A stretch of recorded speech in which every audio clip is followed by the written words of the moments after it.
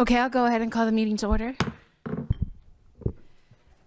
Commissioner Garcia, will you lead us in the Pledge of Allegiance? I pledge allegiance to the flag of the United States of America and to the republic for which it stands, one nation, under God, indivisible, with liberty and justice for all. Thank you, Commissioner. Ms. Blancas, roll call, please. Chair Sherrick, Present. Commissioner Daly, Here. Commissioner Amelia Lopez is excused, Commissioner Ivan Garcia, here. Commissioner Galandi, Present. Commissioner Quill, Here. Commissioner Pratt is absent. I don't think he'll be here today. Okay, so I'll have him down as absent. Dan Carloni is excused, and Orlando Garcia is excused. Thank you. At this time, public comments will be heard for the items on the agenda or not on the agenda, excluding public hearing items. To address the Planning Commission, everyone must complete a speaker card and provide it to the Planning Commission clerk. Only those speaker cards turned into the Planning Commission clerk will be allowed to address the Planning Commission. Each person should state their name for the record. A 3-minute limitation shall apply to each member of the public who wishes to address the Planning Commission on any item on the agenda or not on the agenda, excluding public hearings. There is not a limit to the number of items that may be discussed within the 3-minute time limit. If you require Spanish interpretation, we do have an interpreter on site. Please raise your hand at this time to indicate you will need interpreting assistance. Is there anyone who needs interpreting assistance? Thank you.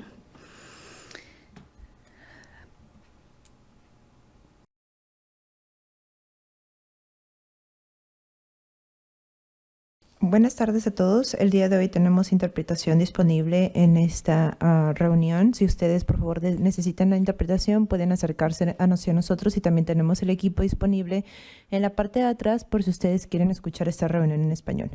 Thank you. Back to you. Thank you. Ms. Blancas, please conduct the administer the oath. If you'll be speaking tonight, please stand and raise your right hand.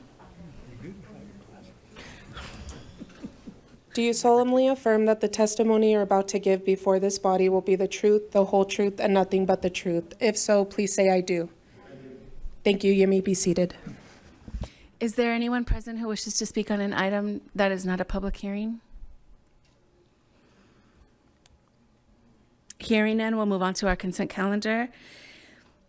Consent calendar items are routine in nature and may be enacted in one motion. All consent items should be considered at one time unless an item is pulled for questions or discussion by any members of the commission. Does staff have any updates to the consent calendar?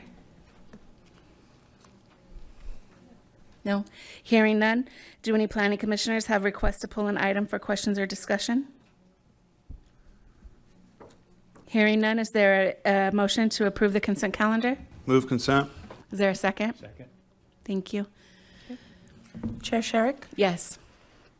Commissioner Daly, Yes. Commissioner Ivan Garcia, Yes. Commissioner Galandi, Yes. Commissioner Quill. Yes. Vote passes unanimously. Thank you. We'll move on to our public hearing items. The Planning Commission will first hear a report from staff, and then the public hearing will be opened. The applicant will have an opportunity to speak next, and then members of the public will be allowed to speak. Anyone in the audience wishing to speak must be sworn in and fill out a request to speak form. And they are located over here on the table or on the counter.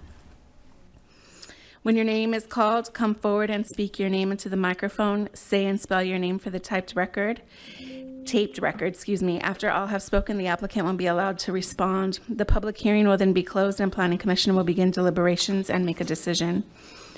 All decisions except general plan amendments and municipal code amendments are final actions unless an appeal is filed and fees paid within 15 days to the Community Development and Housing Department.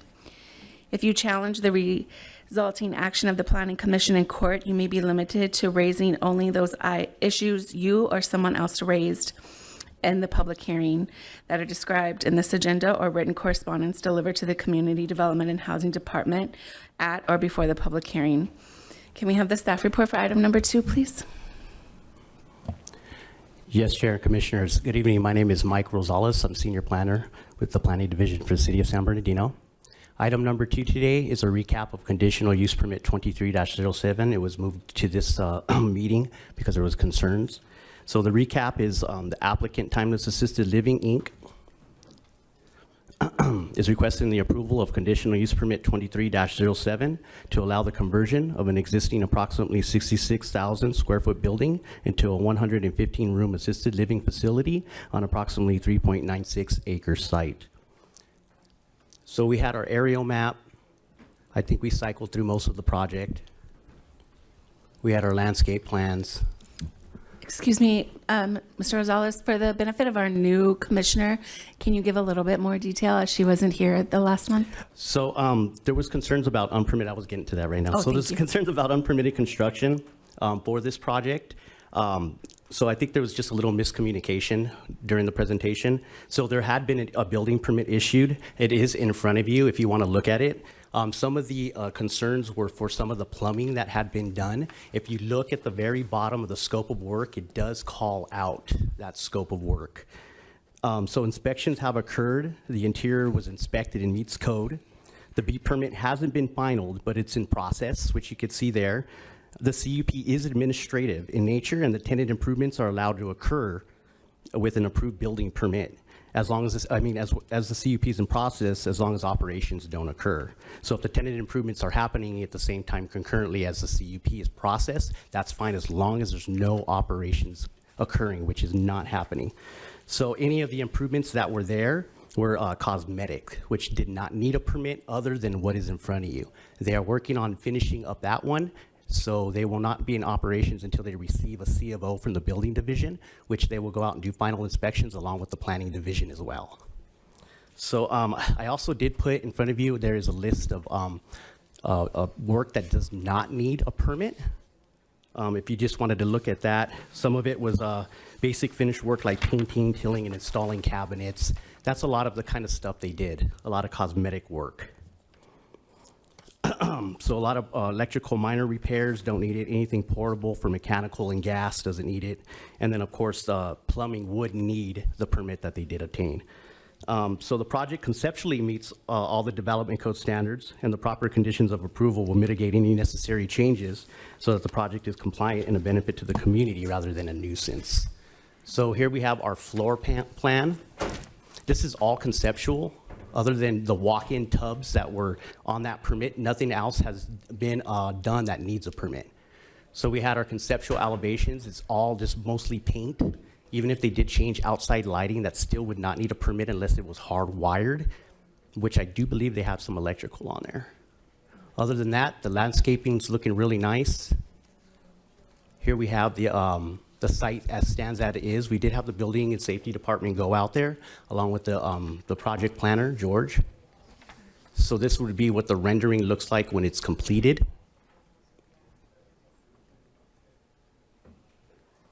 So our recommendation with the new facts is that the Planning Commission adopt resolution number 2025-011, finding the project categorically exempt pursuant to section 15301 for existing facilities in accordance with CEQA, and approving conditional use permit 23-07 based on the findings of fact and subject to the recommended conditions of approval. And we do have the applicant's consultant here to represent them if you want to ask any questions, and I can take any questions. Thank you. Does the applicant wish to speak? Okay, I'll go ahead at this time and open up the public hearing at, I have 6:06 or 6:13 p.m. I don't have a speaker card, but Oliver Mojica? Yes. Good evening, Commissioners. Oliver Mojica here. First of all, I'd like to commend Jerry and his staff. George came out doing the inspector. They're very responsive, very diligent. As Michael indicated, they went in and they had to open up some of the showers to see what make sure the plumbing was done right. They changed out the type of, they went from tubs to ADA accessible showers, and so that was replaced. Part of the permit had been finalized. One of the outstanding items right now is the CASPs for the ADA parking, a lot of improvements. So that's something that we're getting that report done. But for the most part, we would appreciate your support of this project. And again, would like to thank the planning division staff and building and safety staff. Thank you very much. Thank you. Are there any other speakers on this item? I have a question. Oliver, now we sent an inspector out there to look at the project, and you had mentioned that you had to open up some walls and look at some of the plumbing. Is that because inspections were not called for? What happened was the original plans showed that they were going to be tubs.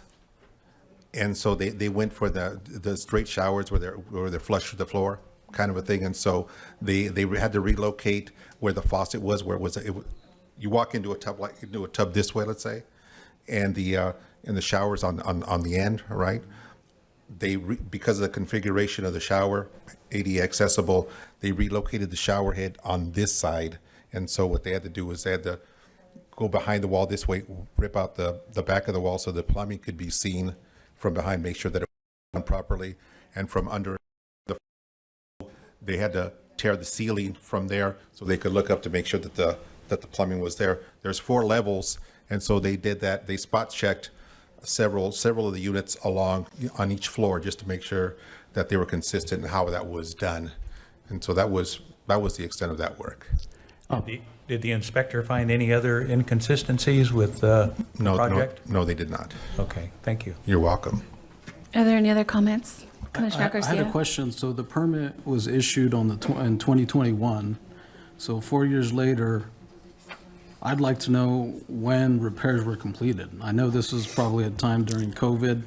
Oh, exactly. wanna know- So because of COVID restraints, they had to put some construction on hold, but they still were doing enough construction to keep the permit active. So as long as they're doing construction on that permit within a 2-year time period before it expires, the permit is automatically extended. So they're still working on some of the stuff for that permit, but it's still in process with the CUP, which can be done concurrently as long as operations themselves aren't occurring. And if I may add to that, during and shortly after COVID, the governor had signed an executive order that would extend permits, subdivisions, entitlements, and those kinds of things. As a follow-up to that, the city council here did adopt approve an executive order that extended the life of entitlements and building permits for an 18-month period beyond what their normal expiration date was. So that kind of added some time. So you could basically minus the 18 months from that time and then add hardship. And then one other question for lighting upgrades, I'm going to call it. Looks like you guys replaced some light fixtures. Was any electrical relocated? Do we upgrade any panels or re-identify circuits? It was just fixtures. All right, thank you. You're welcome. Okay, one more question. I really do have a concern for this project, and I'll tell you why. Being a native here, I've experienced a few fires in our neighborhoods, especially fires up on the north end. This being an assisted living facility, there's only one road in and one road out. And I know from experience, because I experienced it, the fire department did not come down my street because there was no way to get out. So what extra measures are you taking to prevent fires on this top of this mountain? Well, the fire department did review the project and they gave their approval and their conditions of approval, which are stated within the resolution. So there should be mitigation factors from the fire department within the reso. So if they approved it, then they thought it was a safe access. I appreciate their approval, but speaking from experience, I think that there should be some added conditions perhaps that the hillside, the foliage is cleared. If you have a picture like you have up there displayed, all those trees are fuel for a major fire on that mountaintop. Thank We you. also have the building official here if you would like to ask him any questions on safety or any of the work performed. Well, I'm sure you've probably done your due diligence, but I really think that could be a real issue. That mountain burns every year. So Would you like to craft some conditions and we can go ahead and add them to the resolution? I don't know the type of conditions that we could probably put on there other than additional clearing of the hillside, We could do that. or maybe I don't know what is standard, a 10-foot clearance from the It's drive? usually about 15, yeah. If I may, The city's development code requires a certain amount of landscaping. I believe it's 15% of your lot has to be landscaped. I'm sure the owner would be amenable to providing an alternative, whether it's xeriscape or some additional hardscape, and maybe keep the foliage down if that would help. If that's something that you're able to allow us to work with the planning staff and do an inspection prior to a final occupancy. I think that would be an outstanding idea, because I know that mountain burns every year. So if you've got foliage up there, it will burn, and having assisted living people, that many in that facility, it's going to be real hard to get them out.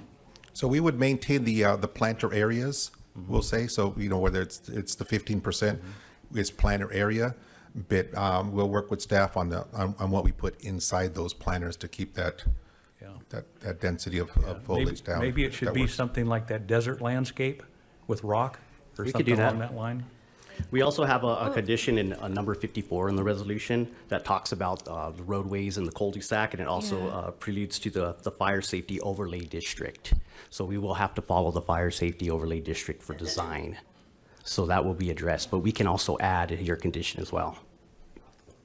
Is that something that the entire commission is asking for?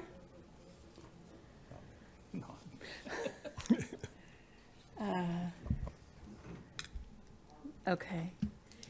I'm going to base my recommendation on the fire department's recommendation, to be honest with you. I think that in a lot of areas, we have a lot of foliage. It's just kind of part of the way it works. But I think hardscape would be nice, but it's not necessarily a requirement if the fire department is saying that it's okay to move forward. Okay. Perhaps a compromise, Commissioner Kuo, could be to condition yearly landscape maintenance. I live on a hill. I maintain my property yearly, brush clearance, maintain a fire boundary around the property. I mean, if I'm in an assisted living, I don't want to look at rock. I'm trying to get better, So, Mr. Mojica, that's, I think that would work. we can add a condition for yearly, Like maintenance to make sure that it's cleared. maybe a fire break. We could do that. And if I'm not mistaken, I believe there's a standard condition of approval that talks about maintenance of your landscaping. Yeah, I anyway. did see could that do in a the little extra. conditions, but there wasn't like a 10-foot, or Got it it. didn't provide a specific Right. footage. Threshold or- Yes, Right. Okay. yes. Is that it? You got it. Okay, Some special attention to that. sure. Are there any other discussion by this commission? Commissioner Garcia? I just had a question or comment. Would it make sense to perhaps update the fire access road and just identify nearby fire hydrants, or do we have a fire riser in this building? Yeah, so that'll be all addressed in the fire department's review of their final plans. So there should already be hydrants that are called out, the access road. I mean, they're gonna have to have their turnaround up there for a 26-foot if it's over 150 linear feet in length. So they're gonna be looking for all that. Thank you. You're welcome. Hearing no other discussion, I'll go ahead and close the public hearing and entertain a motion. Madam Chair, I'd be prepared to make a motion to move forward with staff's recommendation, given the additional comments made by Commissioner Quill. Is that clear to staff?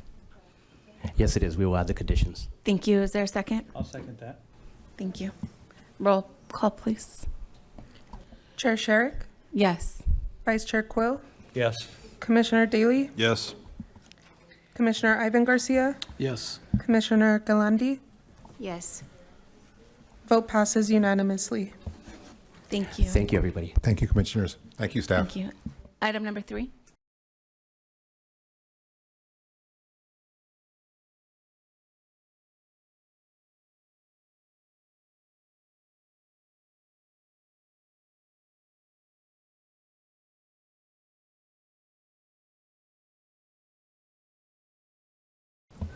Good evening, Chair, Vice Chair, Commissioners. I am Chantel Choi, Senior Planner with the Planning Division. I'm here to present item number 3, Conditional Use Permit 2313. Conditional Use Permit 2313 is a request to construct a self-storage facility on a parcel containing 1.74 acres. The project site is located on the north side of West Highland Avenue, east of North California Street, and south of West 23rd Street, within the Commercial General 1 zone. Here we have the zoning map. The project site is located within the Commercial General 1 zone. The sites to the west and the east is also within the Commercial General 1 zone. The project site, the sites to the north is within the residential suburban, and to the south we have the 210 freeway. The site is currently vacant. To the west, we have the Dollar General. To the east, there is a single-family home.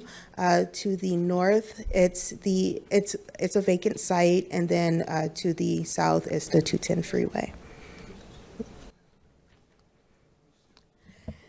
The proposed project is a 97,705 square foot, 3-story self-facility. The hours of operation will be 7 days a week from 7 a.m. to 9 p.m., Monday through Saturday, and 9 a.m. to 9 p.m. on Sundays. Within our development code per section 19.06.030, storage facilities located adjacent to residential districts shall have their hours of operation restricted to 7 a.m. to 9 p.m. Monday through Saturday, and 9 a.m. to 9 p.m. on Sundays. So they are abiding by that restriction. There will be at least 2 employees on site per shift.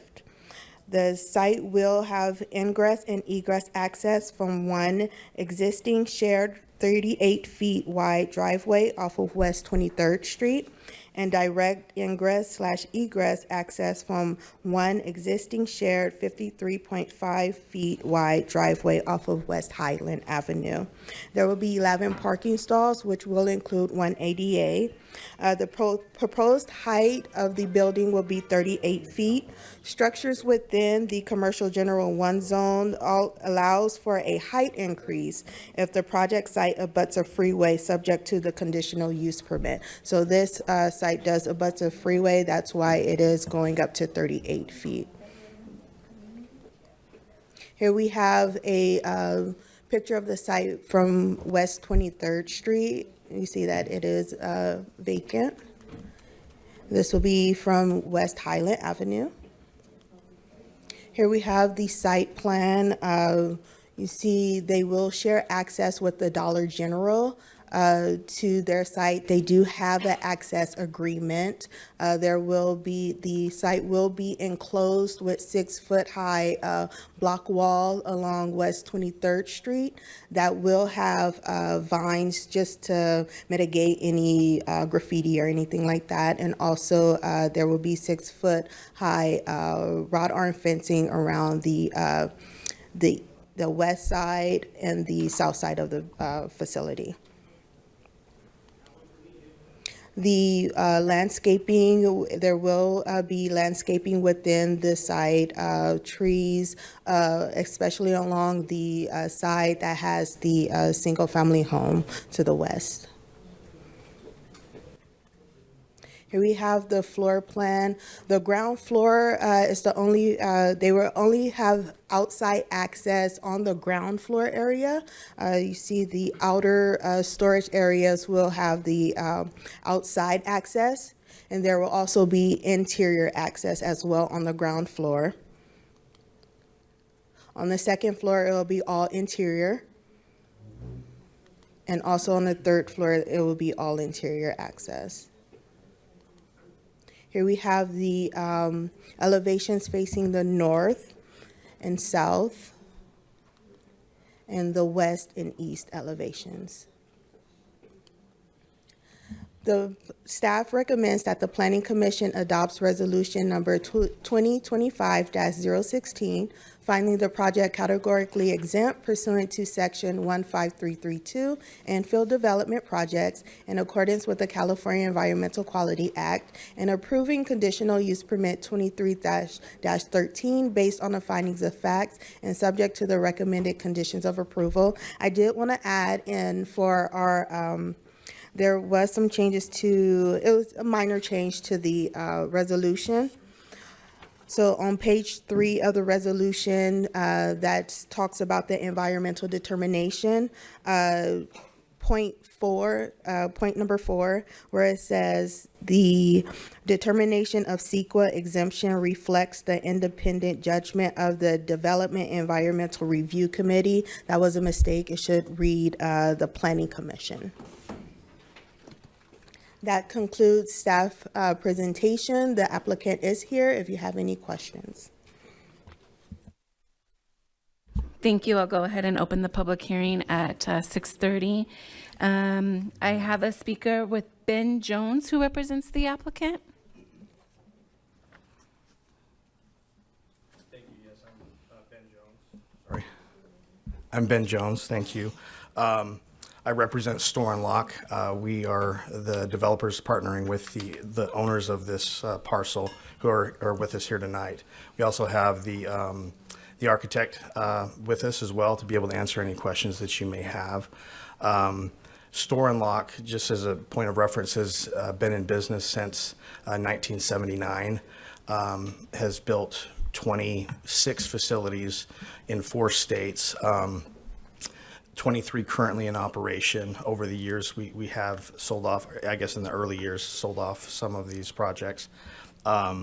We have 3 here in the Southern California area. We have 1 in Palm Desert, 1 in Redlands, and 1 in Rancho Cucamonga. We do not have anything yet in San Bernardino.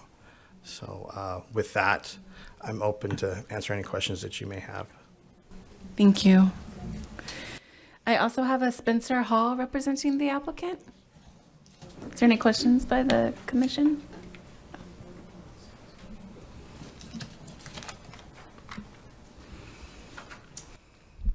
Hi, my name is Spencer Hull with the ownership.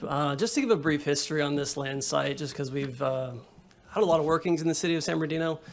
I am a commercial real estate broker by trade. I work for a company called Lee & Associates, and it's my job to help landowners and property owners fill space, whether that's selling land or developing land. And so we've represented this site and the neighboring site to the west and at the north for the last 17 years. We've been marketing it diligently, not the good old college try, the good old 20 years of professional experience and my business partner's 47 years of professional experience. We were successful in helping the 6th Ward bring the Dollar General. We said, hey, we don't want to just throw up a layup and do what we think is easiest. We want to do what's best for the community. So we were able to bring that Dollar General to the local area. And then we were also successful recently selling the north side piece to be developed for 19 single-family homes. So we are bringing housing to the area, we are bringing retail to the area, and now we have this strange shaped little lot that is doesn't have great street visibility, doesn't have great frontage, is only accessible one way on Highland. We have marketed it for 17 years. And the last 3 years, we have elected to put it out there for lease as well. We purchased the site from the previous developers because they got to where they were too old and they didn't want to do it anymore. And so me and my business partner, Rick, said, we will take it on and we will try to do it ourselves. And we have had a difficult time getting it filled. And so the last 3 years have been dedicated towards retail drive-through pads, 2 drive-through pads. We have never marketed it for a mini storage facility. That was never the intent. The intent was to bring retail to the area.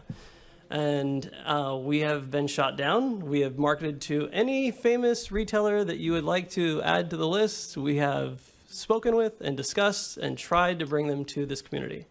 And we're not saying that the community is not worthy of it. We're just saying we are at that point where we said, let's bring in someone that's more capable than us that can develop it. And so we've brought in a mini storage partner. and not a self-storage partner that is an average self-storage partner. We are very proud of this group. We help them with their Redlands location, help them buy the land for that site as a brokerage team, not as a developer. And they bring a better quality product than anyone else I've seen in Southern California. And so if I'm going to be presenting saying, please consider this CUP for this weird shaped piece of land that we can't get anyone else to use for a self-storage facility, I feel very proud to stand beside Store and Lock and their ability to develop a quality product for the city. Thank you. Thank you. I have a couple questions. Yes. What were some feedback that you got from the other companies that you went out to try to market it? Yeah, so a lot of the drive-through locations for restaurant pads, they didn't like the fact that we could only get access from Highland Avenue from one side of the road. We also are tucked in so far behind that 210 that the exposure is not visible until you almost pass the site from the side that you're allowed to access it from. You have to drive underneath the freeway overpass. And then as soon as you get through, there's only maybe 50 feet of frontage. I don't have the exact number, but it's very small. Yeah. And so you almost miss it. And we don't get a dedicated driveway for ourselves. We have a shared driveway with the group that we helped develop before with the Dollar General. So we have reciprocal access rights to their driveway, which is great. We appreciate it. But because of that unique access, that was our biggest disqualifier for most of our retailers. And then you said that this storage facility is kind of set apart from other storage facilities. And what makes them that way? I mean, maybe I'm biased, but if you were to go to the city of Redlands, where they're currently located off of Wabash, you'll see a brand new facility that we helped sell the land for. And that's not the Store and Lock facility. We sold that land to another developer and they decided to build it. I didn't decide to build it. And they put up their product, and it's a nice product. And then you look at the Store and Lock facility that they built there probably 18 years ago. And although one is much newer, I feel like one is just a much more professional representation of what it could be. Some retail or some storage facilities will say it's going to be a concrete box with roll-up doors. And if you look at the schematics and the drawings of it, you see there's glasswork on it, there's color, there's pop-outs, you'll see different elevations on it. It's just a better quality product than you'll see in most self-storage facilities, in my humble and very biased opinion. Thank you. Any welcome. questions? Co-Chair Quill? Yes, I have a comment, actually. I think the design is very attractive, and I think it will be it will add to people driving in and out of our city, the visibility off of the freeway. I think it's an attractive building, and I appreciate you bringing the project forward. Yeah, we appreciate your time and your consideration. And again, we didn't want to come to you and say, let's take these 5 or 6 some odd acres and bring a giant facility of storage. We've cut down to our last little piece, and we figure this is still a solid use for the community. And based on our studies and our partner studies, more than enough need for this size facility in the area. Thank you. Rick Lazar is also representing the applicant.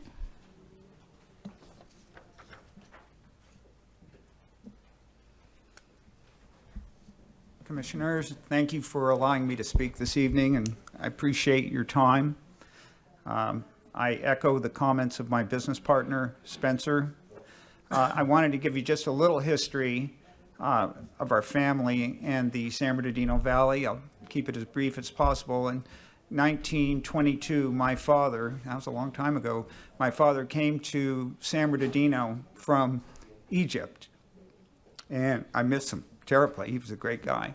And he didn't hardly have any money in his pocket, but he saw the opportunity here in San Bernardino. So he established himself. In the 1930s, he opened a car dealership, Cadillac dealership on 731 South or Northeast Street. After that, and during World War II, he closed the business and honorably served in Europe and North Africa for the U.S. Army. In 1945, he came back and at that time decided to reopen the business and kept it going until 1970 when he sold it. I had a wonderful opportunity to grow up in this community. I was born at St. Bernardine's Hospital.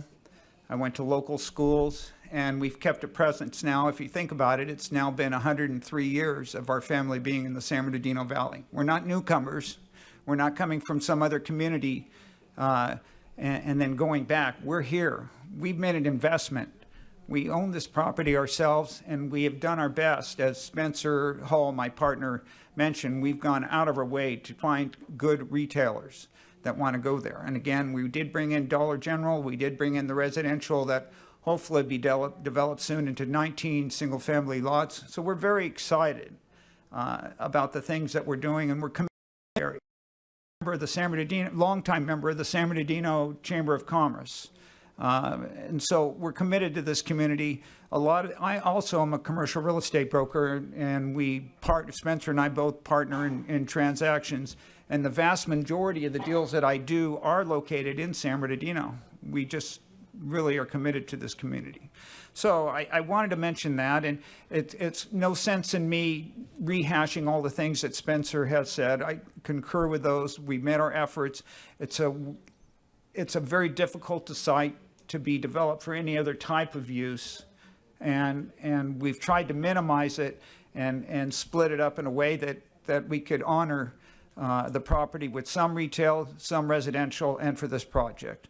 We're constantly working to keep the property clean. There's unhoused people that constantly want to set up a site and to live there, and we have to get rid of them. And the code enforcement is on our case all the time to do that, and we don't have a problem doing it. And trash is dumped on our site constantly. So we are always trying to stay on top of those issues. I know there may be people here that are in opposition saying, why are not we bringing more retail to the area? Well, I think we're bringing a pretty good mix, and we're proud of it. We're long-term owners. We will be partnering with Store & Lock when this is developed, and we hope to own it for many more years to come as we go through our second century here, the beginning of it in this area. So just to let you know, we're just not here to do this and say bye-bye. We're here for a long time to come, hopefully, Lord willing. And if you have any questions, I'm happy to answer them. Otherwise, I do thank you for your consideration. Thank you. Any questions? Carlos oh, sorry, you had a question? Commissioner Garcia? Some questions for the applicant. I was looking at the landscape plan. I did want to state I'm for the project. However, I'm seeing some trees that are abutting next to the neighbor's property, and those seem like trees that grow very rapidly. I have a neighbor in the city that has palm trees, and all his leaves dump onto my property, and it's not fair for me to clean up his trees. So I just wanted to mention if you guys can reconsider these tree species, or maybe move them from the right side to the left side. Because even the landscape width on that strip on the right side is pretty narrow. Looks like you only have less than 5 feet. And those trees there, based on my research, grow 25 to 35 feet. I'm Carlos Vargas. I'm the applicant's architecture firm representative. We usually try to maintain the landscape like the client will make sure that the landscape will be well kept. The trees are located on that border of the size, mostly for the purpose of wrapping around the perimeter wall, for the purpose of blocking, like making it a little bit more visually pleasing and avoid any vandalism for graffiti, which is one of the biggest concerns that the city have. Because of the amount of space that these trees have, as you say, is narrow, we don't think that these trees are gonna grow as much as you're thinking it would.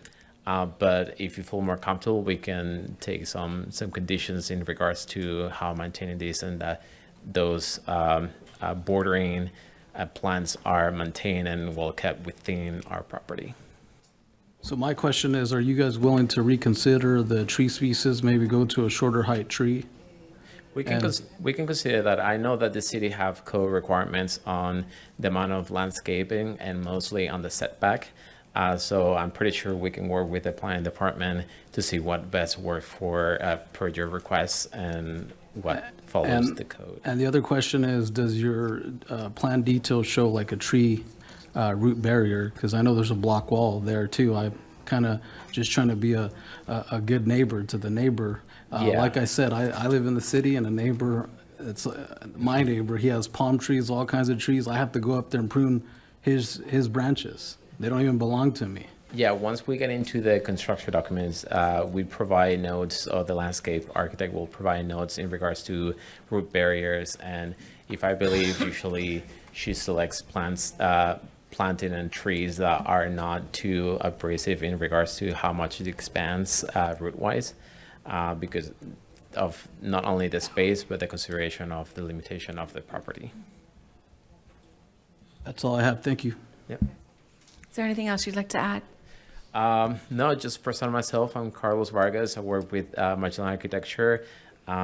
We have designed several heavily self-storage projects throughout the state of California, in other states as well. We have several projects in Nevada, Las Vegas.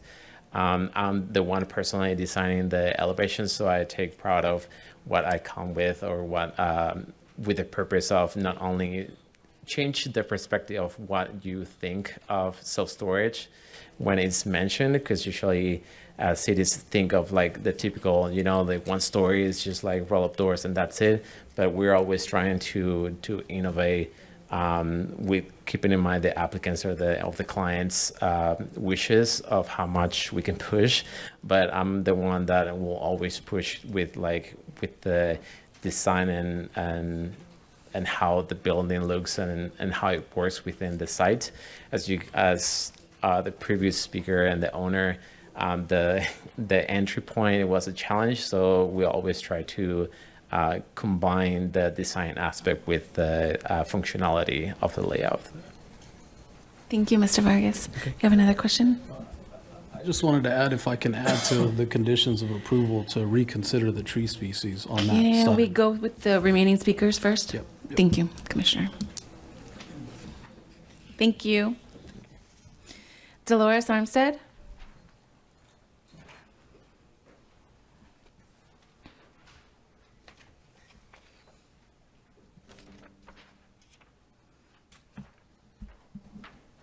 Good evening, Commissioners. I think you should have this paper that I prepared for you. San Bernardino has 25, you see 27, 25 storage units in the city of San Bernardino. The two in Highland was just to show you that Highland Avenue has 7 on Highland Avenue. More than 30% of those storage units are in the 6th ward. Why? All within a mile of each other. We've got how many storage units in the 6th ward within a mile of each other? And this is the best we could do, is coming up with another 3-story high wall of concrete. Oh, you hire 2 people per shift. Big whoopee. Look at that. If it's that great to have, why don't you put one in the 3rd ward? They got none. How about the 5th ward and 7th ward? They only have 3. Why don't you share the dirt? Let them have some 3-story high storage unit, so those people can look at a wall of concrete every morning. This is a prime property on Highland Avenue. There are 19 new homes going in. We are down the street from another fairly new housing development. We've got the senior housing on Highland a little further down. We got a hospital. I'm sure that they would love to have something besides another storage unit. Maybe he's not marketing to the right people. I don't know. But do we need another storage unit, 3 stories high, another wall of concrete? In the 6th ward, put it in another ward if it's that great. The 6th ward does not need another storage unit, especially on prime property on Highland Avenue. I put the two in the city of Highland so you could see how many are on Highland Avenue. And the ones on Highland Avenue in San Bernardino, they're all in the 6th Ward. Why? Within less than a mile of each other. So you want to do another one? You see how many storage units we have. I'm sure there are quite a few vacancies in them. We don't have that much junk being stored in all these storage units. Share the dirt. That's what we're saying. Share the dirt. Let some of these other wards have this. We don't need it on a prime property, and especially the 6th Ward. We already have 30% of your storage units. Now we get to have another one instead of something that these people would like to see. New homes, a hospital, the senior housing, they would like to see something besides a storage unit. Thank you. Thank you. I have no other speakers for this item, is that correct? Does the commission have any more questions for the applicants? No. Okay, I'll go ahead and close the public hearing at 6:50 for discussion by the commission. Commissioner Garcia, you had an amendment?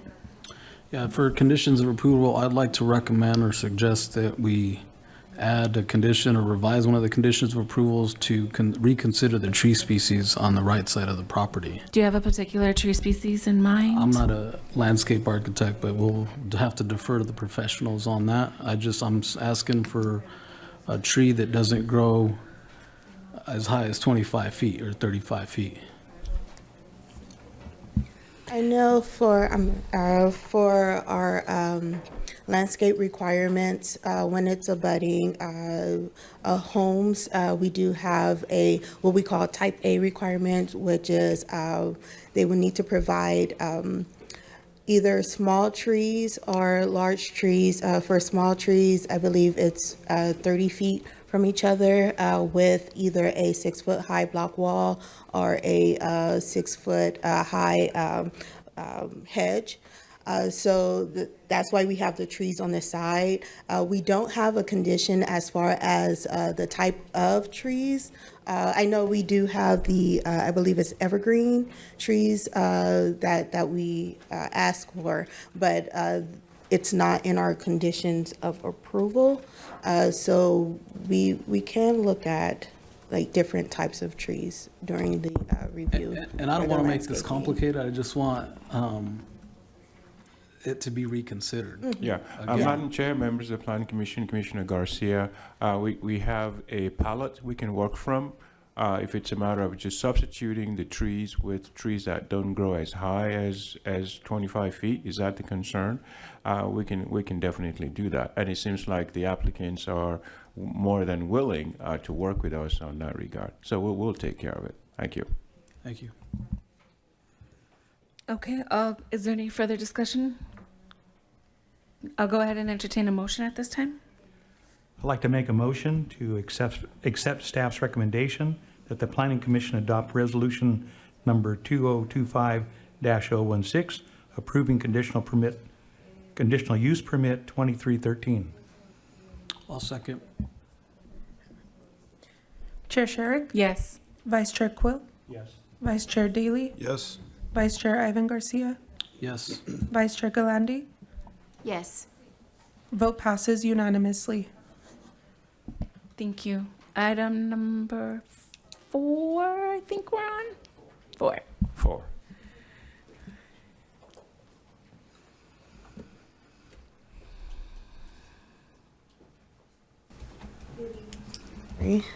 Good evening, it's me again.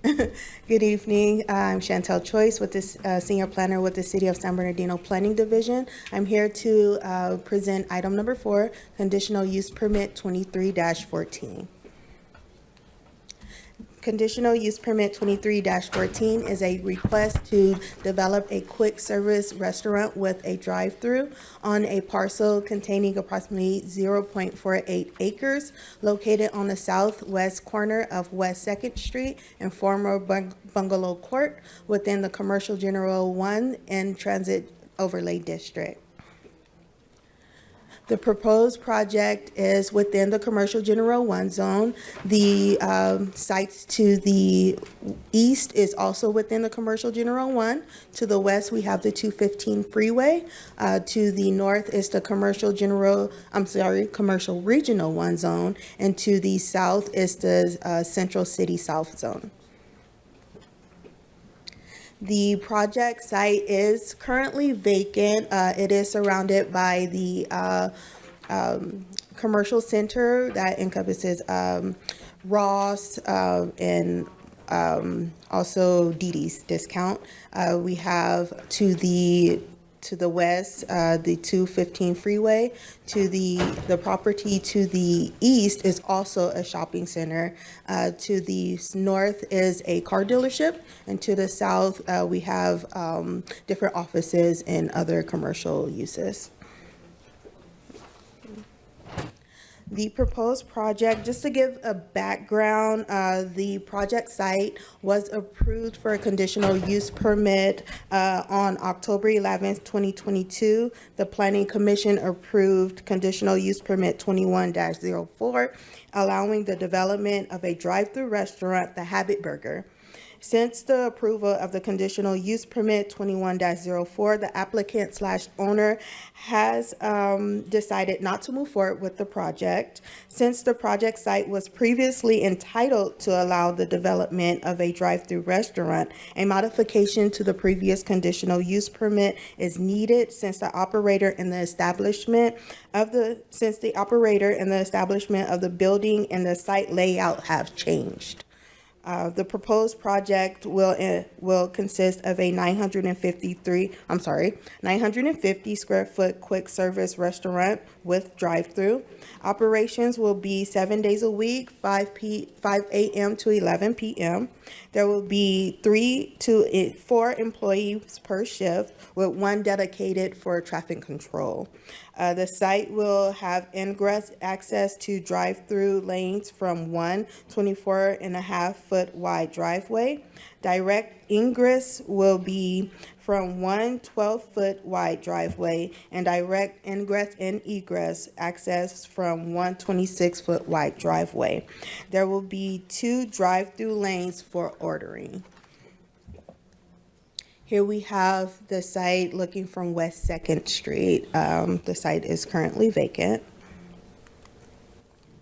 Here we have the property, the site plan, showing the 2 drive-through lanes that will merge into one once they pass the ordering board. I believe they will have attendants outside as well, just to cut down on traffic when it is heavier traffic.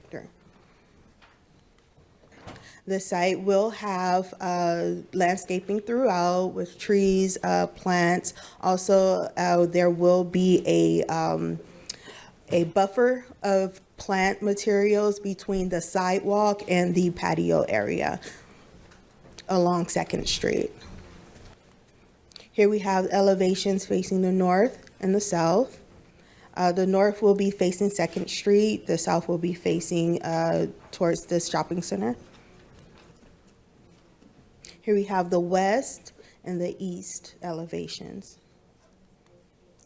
Staff recommends that the Planning Commission adopt resolution number 2025-017, finding the project categorically exempt pursuant to section 15332 infill development projects in accordance with the California Environmental Quality Act, and approving conditional use permit 23-14 based on the findings of facts and subject to recommended conditions of approval.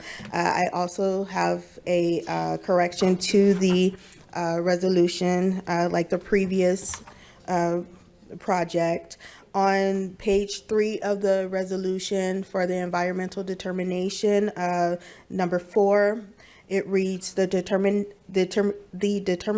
of CEQA exemption reflects the independent judgment of the Development and Environmental Review Committee. That should be corrected to say Planning Commission. And that concludes staff presentation. The applicant is here for any questions.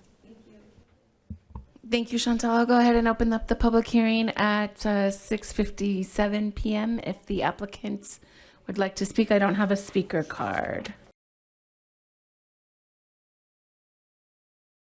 Good evening. My name is John Cagley. I'm with Dutch Bros Coffee. I believe this will be our third location in the city. We just opened one about 6 months ago off of University Drive, and we've been ecstatic to be here, and we're looking forward to opening another store in this beautiful city.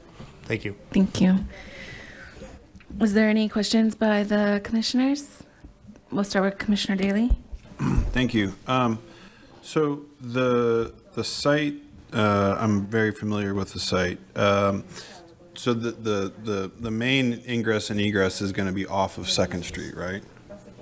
And is that? That's correct.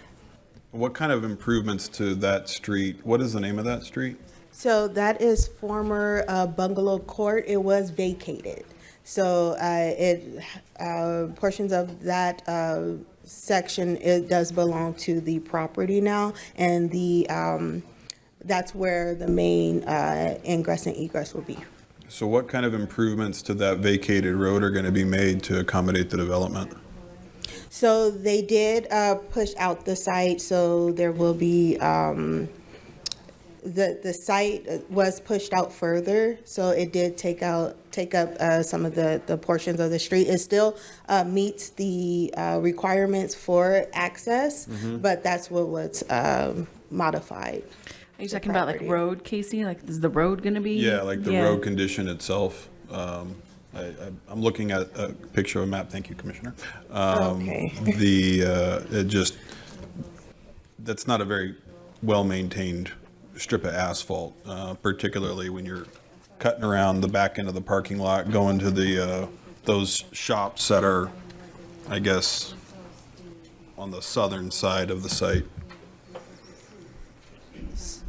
I'm sorry, just to clarify, are you talking about the access to?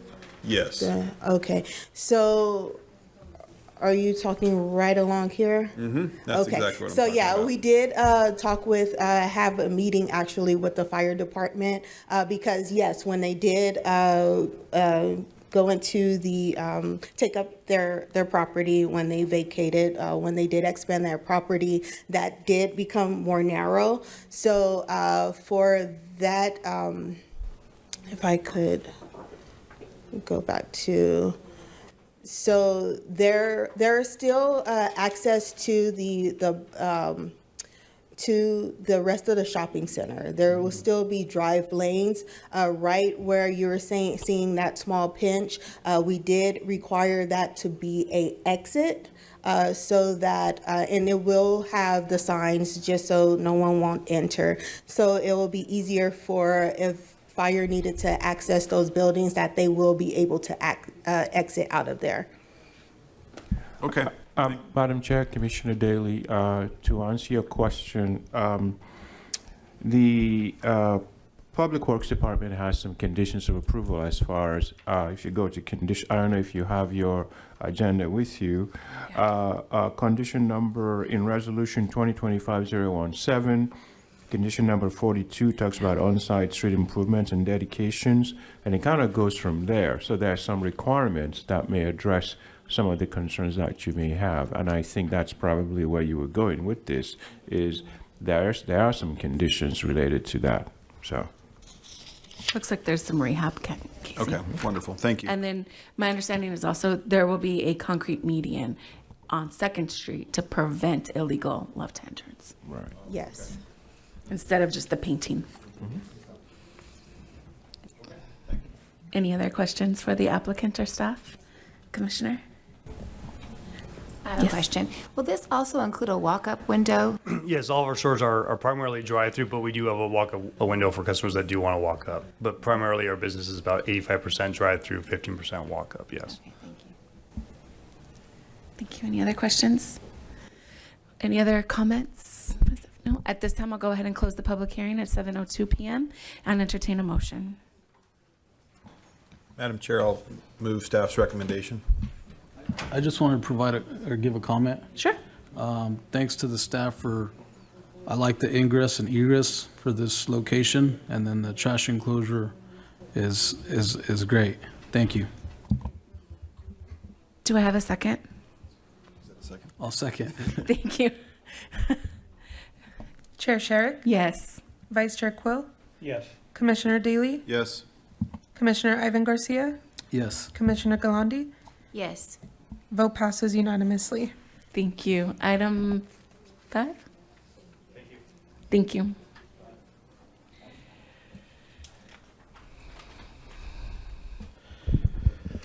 Thank you, everyone. Travis Martin, Principal Planner with the Planning Division. For item 5 this evening, we're actually going to be requesting a continuance on this item. Fortunately, we found out a little bit earlier this afternoon there's some, I'll say some additional technical analysis that we realized was not included in the packet for you. We do want to make sure that you have the full information when you do consider the item.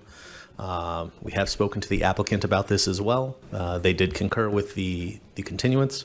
So what we would be requesting is to just move it to the next regular meeting. That would be May, I believe, 13th. Thank you. Thank you, everyone. Appreciate the help. And we will bring forward a new report and resolution at that time. Thank for you. your Is there a consideration. motion to continue the item to May 13th? So moved. Second. Call for the vote. Chair Sherrick? Yes. Vice Chair Quill? Yes. Commissioner Daly? Yes. Commissioner Ivan Garcia? Yes. Commissioner Galandi? Yes. Vote passes unanimously. Thank you. Thank you, everyone. Item number 6. All right. Good evening, Commissioners. Once again, Mike Rosales, Senior Planner. So item number, well, let me get there first. Item number 6 this evening is Development Permit Type P 24-02 and Amendment and Conditions 24-01. The proposed project is site and architectural review of 22 single-family homes on a previously approved tract map 10302. There's some updates to the previously approved tract map conditions. It falls on the northwest corner of Palm Avenue and Piedmont Drive within the residential suburban zone. Here we have the aerial map. It is surrounded by like uses, single-family homes. Here we have the zoning designation map, surrounded by residential suburban, single-family homes. All right, in our analysis this evening, on June 26, 1978, the mayor and common council approved tentative tract number 10302, which expired in the mid-1980s. The project was resubmitted for approval on November 19th of 1996. An original initial study confirmed no significant environmental effects with the mitigation measures that were put in place, and the Development and Environmental Review Committee reviewed the project on February 6, 1997, recommending approval to the Planning Commission. On March 19th, 1997, the Planning Commission approved tentative tract number 10302, which subdivided a 8.5 acre site into 22 single-family lots. The final map was recorded, and DPD 24-02 is for the home design only and the amendment. With this application, the amendment to conditions would be updating 2 items from the original tentative tract approval. These updates modify the drainage and flood control and grading and landscaping conditions, replacing outdated landscape maintenance agreements with community facility districts. The proposed 22 single-family homes on 22 lots comply with the city's general plan and development code for the residential suburban zone. The proposed residential development will feature 2 architectural plans with Spanish or Tuscan design themes. Plan 1 includes 12 units, each 2,000 square feet with 3 bedroom and 2.5 bath, while Plan 2 consists of 10 units, each at 2,300 square feet with 3 bedrooms and 2.5 bath. Both plans include 2-car garages. The 2-story homes will vary in width, massing, and roof configuration, blending with the existing neighborhood. Exterior features will include warm earth tones, decorative lighting, recessed areas, tile accents, foul shutters, exposed corbels, stone veneer, window mullions, and a combination of gable hip roofs with S-tile roofing. Here we have our site plan. You can see the circulation. Here we have our first floor plan and second floor plan for Plan 1, which I believe is a Spanish. This would be for the Tuscan style plan, first floor plan and second floor plan. And here we have Plan 1, the Spanish elevations for what it will look like. And then Plan 1 for the Tuscan. Plan 2 for the Spanish. Plan 2 for the Tuscan. So the proposed single-family residential developments will include a split-face decorative block wall around the perimeter of the track and will have fencing between each property to delineate individual lots. The applicant proposes a mix of drought-tolerant, non-invasive 1-gallon and 5-gallon shrubs, along with 24 inches and 36-inch box trees in addition to ground cover and perennials as part of the perimeter and front yard landscape design. All species have a low water usage per the WCOS and complies with the city's development code and landscape design guidelines. The proposed project aligns with the general plan goals and policies through quality architecture, development, and treatments, and the site will be developed to enhance its physical and visual qualities with substantial landscaping, thereby improving the area's aesthetics. Additionally, the proposal will transform the existing underutilized property into a development that meets the city's land use and community design goals while satisfying the development code requirements. Here we have our landscape design. It includes forest pansy redbud, Australian willow, palo verde, pistache, dwarf bottlebrush, margarita bop beard tongue, say that 5 times fast, and natal plume. All low water and deciduous. So here we have our existing site as is. And here we have a rendering for what that same site would look like with the completion of the project. So our recommendation this evening is that the Planning Commission adopt resolution number 2025-015, finding the previous environmental determination in accordance with section 15162 of CEQA and approving development permit type P 24-02 and amendment to conditions 24-01 based on the findings of fact and subject to the recommended conditions of approval. And I believe the applicant is here, and I could take any questions as well. Thank you. Thank you. Mr. Rosales. I'll go ahead and open the public hearing at 7:10 p.m. and we'll hear from the applicant.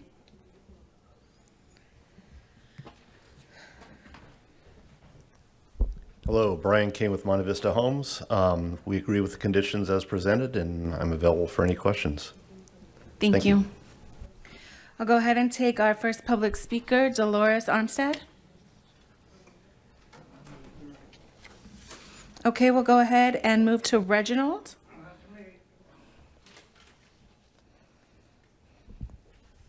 You got you a fight on your hands.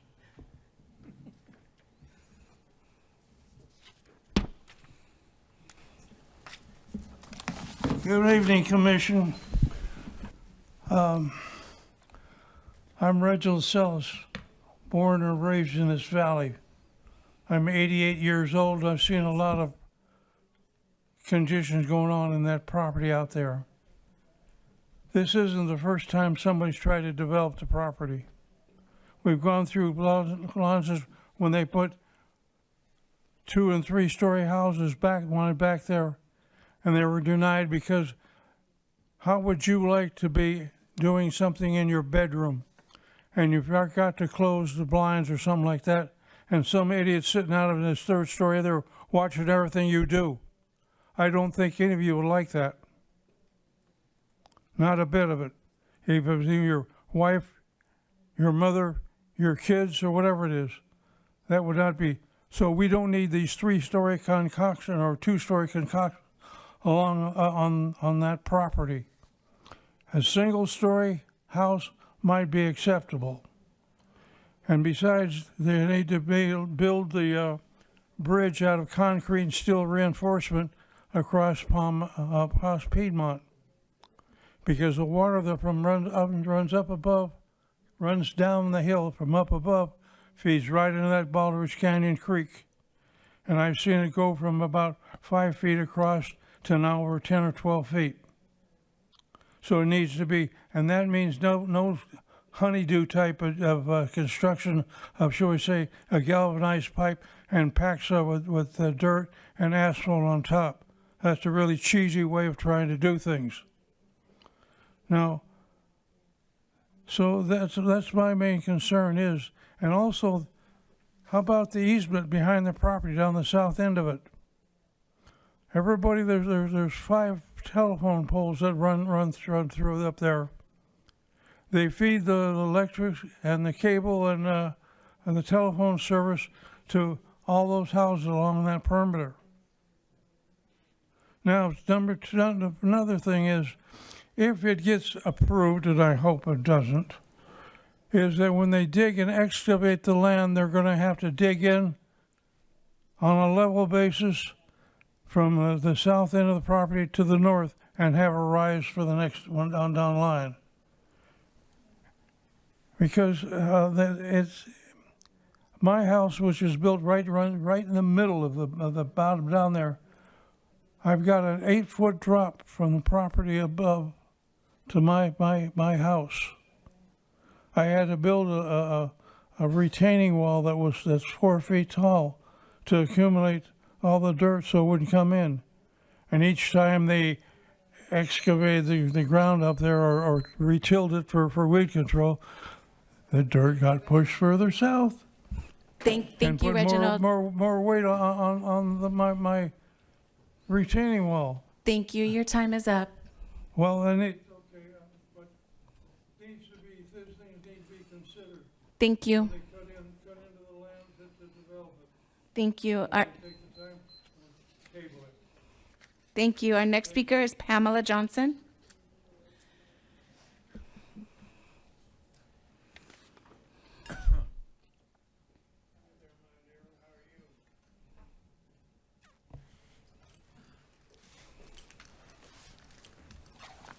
My name is Pamela Johnson. I live at 3517 Piedmont Drive. I'm right on the edge of, across the gully from this project. I don't have a problem with them developing their land. We don't want the street to become a through street. Now, they changed the city plan. They told us in 97, a whole bunch of the neighbors came down and they said that they would not make it a through street. They were at that time talking about a crosswalk for the children, just a walkway. About 10 years or so ago, somebody showed up with a backhoe and started digging and pushing dirt over on my property, and I questioned him. And we went to a city planning meeting, and they said, "Oh, well, we're gonna make the road go through, but we're gonna put posts that only the fire department can unlock in case of fire so that they have fire access." So we said, okay, but we were never invited to make this decision or help with it. We kind of just happened to get wind of it because of the backhoe. So I'm here to ask you, what have you done now? Have you changed the city plan again, or is it still going to be not a through street? I have a newspaper article from 97 about these children that are so happy that the city has bowed to the wishes of the residents to keep Piedmont a dead end on each side of the gully. And they were happy because they can still have their little trail to go through. We're concerned about the construction of Piedmont Drive. That's what we want to know about. You can build the houses, but we don't need all that traffic. It's so bad right now with the casino that they have to post a policeman on the corner of Piedmont Drive and Orange, which is the next main street that goes over after this project. On the weekends, they have to post a policeman there to make sure that, and they have big signs that say, no access to casino, only residents only. So we definitely don't need that drive to go through and the traffic coming down. We've already got a problem. People down on the other end of Piedmont can't even get out of their driveways because people are trying to cut up through there to get over to the casino. They'll be coming down from Walmart if you do this, if you open this up. And I don't know what they've done behind our back. I don't know what does this mean, the construction of Piedmont Drive? Can anybody tell me that? Thank you, Ms. Johnson. Madam Chair, I don't know if you have additional speakers, but we have the city engineer who can address that issue if you would like. We have a few more speakers, and then we'll ask that question. Thank you, Ms. Johnson. Craig Strawharge? Craig?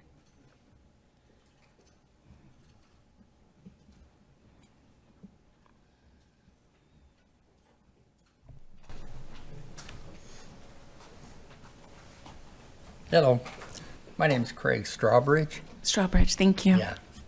And, yeah, I live just across, my backyard is the gully right there. And I've been in that neighborhood, or I've been in that house for almost 40 years. So I've seen a lot of stuff come and go. Some Mormon church tried to say they were going to put a community there. Once the city said the fire department and the police have to have access, so we're going to have you put this bridge up. And the cost of that bridge they just said, no, we can't do that. It's too much money. So all I'm saying is, I don't care about the houses either. That's going to happen in any empty lot. Somebody's going to do something like that. But the thruway, there's a lot of kids from our area that cross through that area with little kids, adults, and they have to walk through that ditch. But now they're going to be on this bridge. If there's a bridge to be made, if that's what they're asking for, it has to have sidewalks and curbs. Otherwise, the kids are going to be on the street, and these cars do not go slow. Anybody that's going to be on that street is not going to be going 15 miles an hour. They're going to be going 40 plus. So I'm against, because I love the cul-de-sac life. You know, the traffic is slow. They still go up your street maybe a little too fast, but that's going to be a freeway. So I'm against the bridge going, if that's what they plan on doing. Okay. Thank you. I have 3 more speakers that I don't believe were sworn in. Is that correct? If we can have Carl, Renee, and I believe Catherine stand to be sworn in. Please raise your right hand. Do you solemnly affirm that the testimony you're about to give before this body will be the truth, the whole truth, and nothing but the truth? If so, please say I do. Thank you. We'll start with Carl and then Renee and Catherine.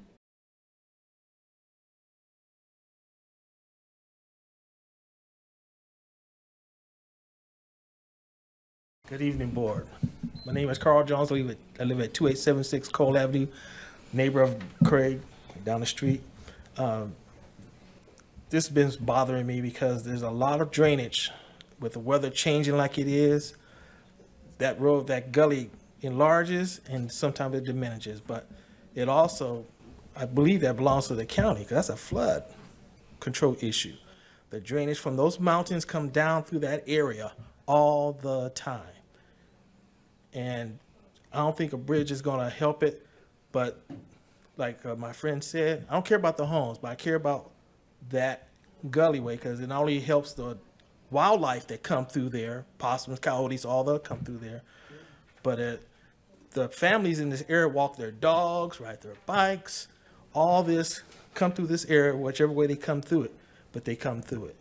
A bridge is not going to be the answer. The traffic is horrible and it's going to get worse because those numbskulls from out of town going to use it for a shortcut, and that's going to increase revenue expenditure on the tribe who's already paying for some type of control, and it's just not going to work. So I suggest that we build the house, squash the bridge, and make sure that there's implementation. If you're going to build those homes, that shoreline, because sure enough, when the rains come through, it's going to eat away. That shoreline is going to cut back either way, and now we're going to have another issue about homes being in danger from rapid floods. Thank you. Thank you. Renee Williams.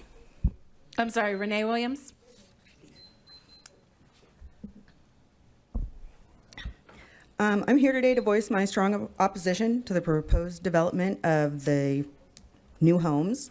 This development represents a fundamental shift in the character and functionality of a neighborhood many of us have called home for years. This intersection is already congested during peak hours, school hours, with residents struggling to navigate safely through the area. They park their cars 3 out into the wider portion of the street, so no residents can get out. The traffic study provided by the developer fails to account for real-world conditions that those of us who live there experience every day, including evacuations. We were evacuated this past September. This road, Palm Avenue, is the only access to all of us who live at the top of Palm in Amber Hills. Also, 0.3 miles away at the corner of Highland and Palm Avenue, they have not finished construction on the vacant Richmond homes, which have not even been purchased. This has closed half of the street for months. And you want to build new stuff that none of us can get out of? I'm concerned. I'm concerned with the safety. Are any of you thinking about the rest of us in the area? Our water system is operating near capacity, and recent drought conditions have only highlighted these limitations. Similarly, this is across from a school. The school doesn't have enough parking as it is. So now you've added all of this that the kids have to get through, and there's already a parking issue with the parents when they pick up and drop off. How's that going to work? We're all trapped up there. We can't even get out to, I work at the hospital. I can't get out because you've built all of these new homes. That's not responsible at all. I don't understand. I urge the council to reject this proposal and request the developer to return with a plan that better respects our community's character, infrastructure limitations, and environmental concerns. Let's grow Highland responsibly, not just rapidly. Thank you. Thank you. Catherine?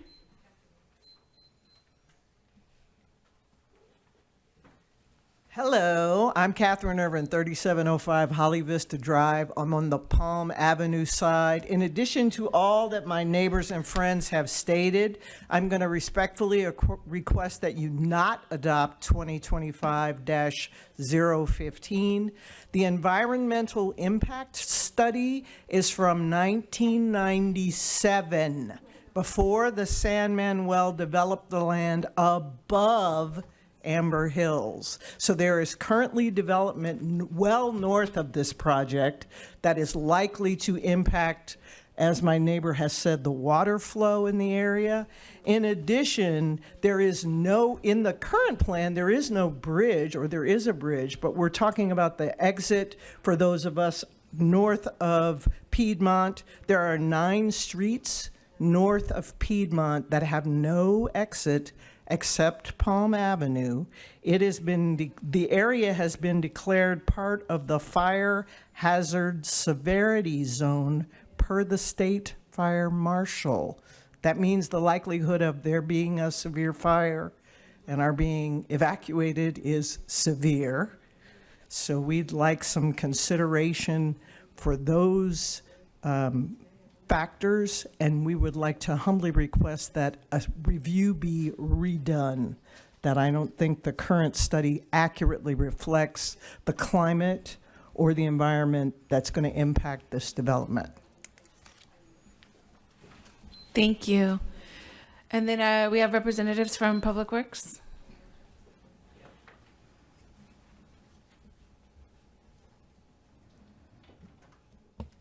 Good evening, Commission. Azam Jafshe, Public Works City Engineer. Relative to all the questions that was presented to you tonight, Piedmont will not go through. For the simple reason is that the is going to offer a lot of challenges currently with this project as far as building a bridge, going through the approval process with Fish and Games, and then the erosion control that will occur on both sides. The channel actually is not under the county flood. All the lots on both sides are owned privately by the homeowners along that stretch of roadway, number one. Number two, even though the circulation element of the general plan from 2005 called for the street to be punched through, what we're going to do is defer this to a future CIP project when we collect enough development impact fees under the local circulation element of the plan so we can address it properly in a proper way. But this project will not be conditioned to punch through from Piedmont on either side. Thank you. And as far as the drainage is concerned, you said it's the individual lot owner's responsibility? Yes, Brian here actually is from the development side, and he can speak on behalf of that. We're going to have the lots in the back past the wall into the drainage channel where it slopes in. That's going to be part of the CFD, so they'll be responsible for clearing that area upon the project completion if it's needed. And then, thank you. Do we have any other questions for Public Works? Commissioner Garcia? My questions were, as far as the topograph map, or I'm not sure if it's for you, Azam, what's the difference in elevations there from? Because I was looking at some Google images, and it looks like there's kind of a ditch there, a basin, existing basin. I think I saw like a manhole there or something. I would say from the level, probably from 15 to 20 feet, but I'll have to defer that to Susan, our land development manager. Yes, good evening. This is Susan Han, the land development and manager. From the top of the bank to the bottom of the channel is about 10 to 15 feet of elevation drop. And then on both sides, it's fairly leveled. And I guess for the applicant, are they going to cut and fill or import any soil for this proposed project? Yeah. Turn your mic, yeah. Should be a button. Okay. I don't believe we're going to have a lot of import. I think we're balancing, pretty close to balancing on site.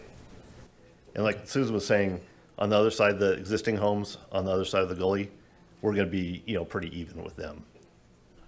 And then the other question I have for this project, are we going to have any sort of retaining walls?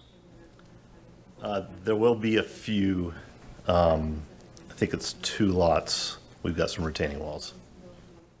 Is that like on the north end or sides, south end? Towards the south and towards the gully.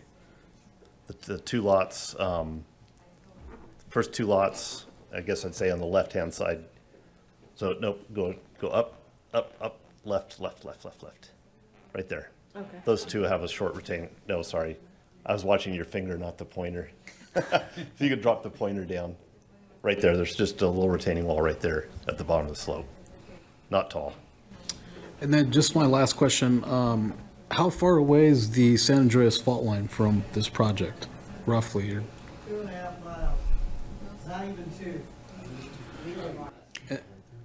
And then one other question for the development that's going on north of this project, proposed project, is that belong to the Seminole tribe, that property? Because I know I'm hearing from residents that there's a project that is ongoing or in construction. Sorry. We're not aware of that as far as we know. To the north? We can't have you yell at, sorry. Okay, that's all I had. Thank you for my questions. Were you referring to the Richmond project? It's basically just on Google Maps. I'm not sure it looks Were you like it's referring to in the one that the speaker spoke about, the houses? Okay. Commissioner Daley, you have questions? Thank you. Sorry, sir, you've spoken. Your time you have spoken. There's no other.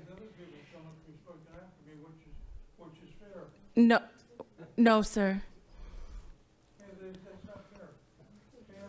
Sir, your time, sir, your time, sir. This is your first warning, sir. You cannot shout out. No, sir, you are not being recognized. I'm gonna have to ask you to sit back down.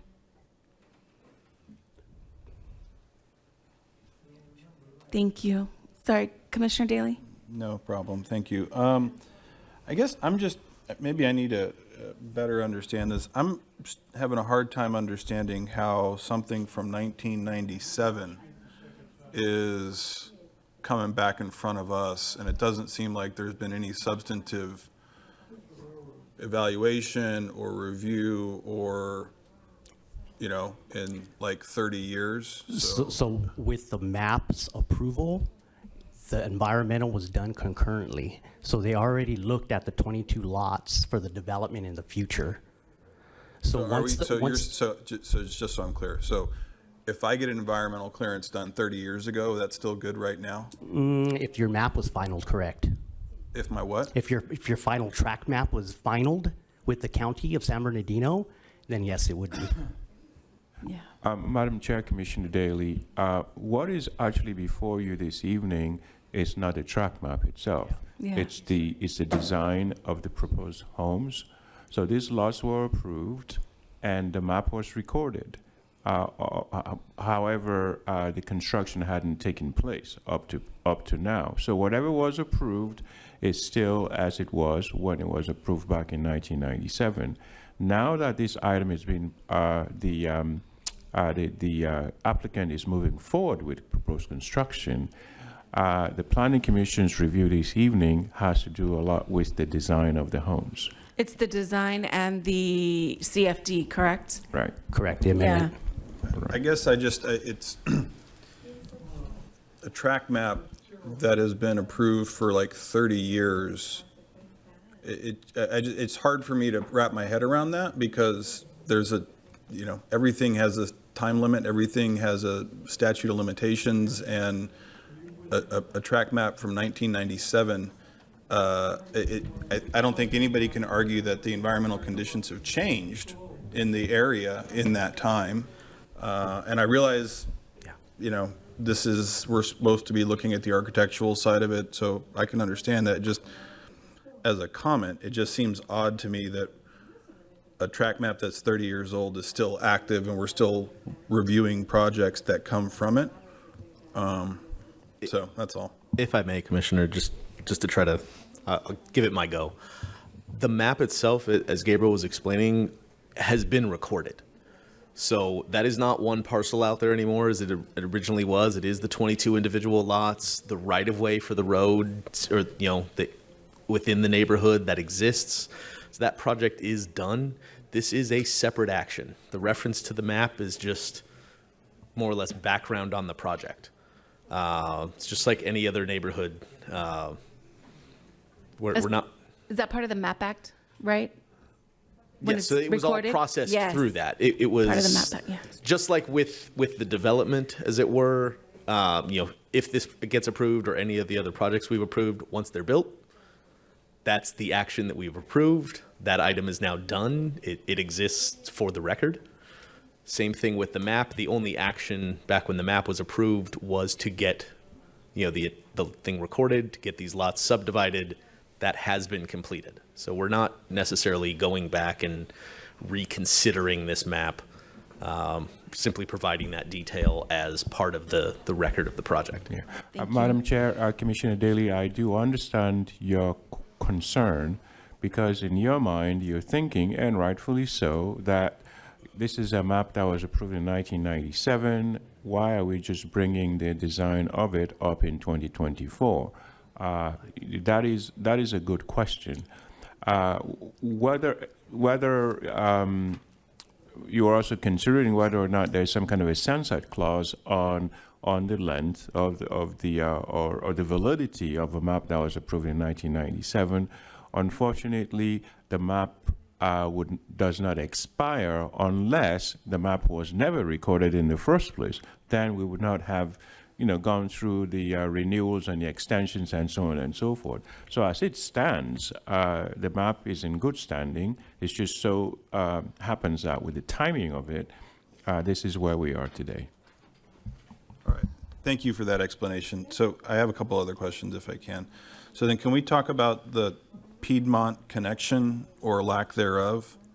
I think Public Works brought that up, that Piedmont is not getting connected. Correct. Not going through? Yes. Madam Chair, Commissioner Daly, Piedmont is not going to go through as part of this particular project and may not go through in the future. The concern was that when the circulation elements of the current general plan was approved, it was approved with Piedmont actually punching through. And that decision was appealed, and you know what all the outcome is. The neighbors in this area do not favor punching that road through. So with this particular project, the as you could see behind you with the exhibit, so the street would terminate right at the edge of where the property line actually is, and there will be posts that would prevent traffic from going through. Part of that consideration was that the cost to connect Piedmont from one end to the other should not be the responsibility of this one particular developer, because the benefit is more citywide. Everybody, would benefit from that road going through. And what should have happened over time was that we should have been collecting, impact fees for each particular subdivision, but there has been no subdivision built since the original subdivision was established. So we are going to take a very good look at what some of the options are as far as not making the road go through, and so that is where we are as far as this project is concerned. Okay, thank you. So all of the ingress and egress then will be off of Palm? Yes. Okay, thank you. Co-chair Quill. Thank you. You're welcome. Thank you. As Commissioner Daley was discussing this map, 30-year-old map, I would like to see that map. Is that a map identical to this road layout here? And Mike, do we have the 30 exhibits? years ago, Your microphone. Sorry. Yes, it is, and I believe, I'm sorry, can I borrow your? 30 years ago, in 30 years, we've experienced a lot of problems in our city, and this layout is terrible. The cul-de-sacs, the narrow roads from one curve to the other. There are so many cars out there now parking in front of houses. This area would be congested, very hard to get in and out of. And again, you end up with a fire truck problem, because I know fire trucks do not go into cul-de-sacs if they can't get out. I've experienced that twice in 2 fires here in San Bernardino. And this is a fire area also. So I think in 30 years, we've learned a lot of how this should be developed. Furthermore, Piedmont, if it ends here, how come it's not a cul-de-sac? I don't understand this layout. I think 30 years ago, when the Planning Commission approved this, I might have been on the Planning Commission. I think we've made some mistakes. So I think that needs to be looked at. Madam Chair, Commissioner Quill, I'm actually looking at the exhibit of the original map, and it's exact replica of what's right behind Is you. it? Yes. It Okay. is, yes. Okay, well, I think that was a real mistake. So in that case, either way, I can't see supporting this project personally. So that's just my opinion. I would just add for your other comment, yes, we did look at the access as well. Obviously, we have a dead end and 2 cul-de-sacs, both fire and refuse. Both of our services with the vehicles of concern did look at the project. They did acknowledge that they can serve all properties. Fire specifically, the access from where they have, all of the homes are within the required distance thresholds that they have to be able to respond to anything. So that has been addressed, and they do support the current design. Well, I appreciate that's been addressed, but I don't know, I think all of us driving down the street today see a lot of cars parked on the streets, and these streets are just standard widths. You almost need to have them wider to get this equipment into these areas. So Understood. That really needs to be looked at somehow, but I don't know, it's a really terrible layout. Thank you. Any further discussion by the commission? Does the applicant wish to rebuttal?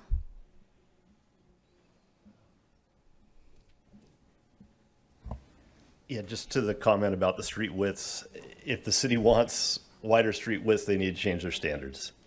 This is all per city standard. My company wasn't around, wasn't even familiar with this property when this was originally done. We didn't have anything to do with that, but this map was recorded. These are lots of record. That's all since the 60s or 70s, how all property was really created is by recording maps. And there's a lot of it sitting out there that was recorded a long time ago, 40, 50 years ago. Maps were recorded and there's lots sitting there and people come along and build them. So we believe this is going to be a good project and we look forward to building it.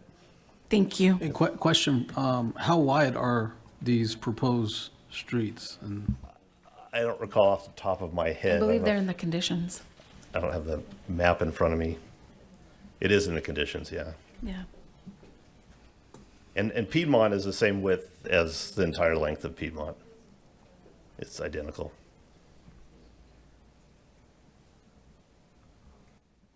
In the conditions of approval for Piedmont is 22 feet straight lane per lane. It's 22 feet, so total width is 44.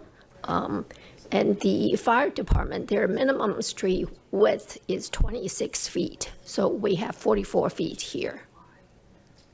so it's 44 feet on Piedmont, right? Correct. And then on Fry Lane, how wide are those? Just wanted to make a They're note of that. 18 feet per lane, per direction, so So- 36 feet total width. Thank you. And that's a cul-de-sac private street. Thank you. Yeah. Any further discussion?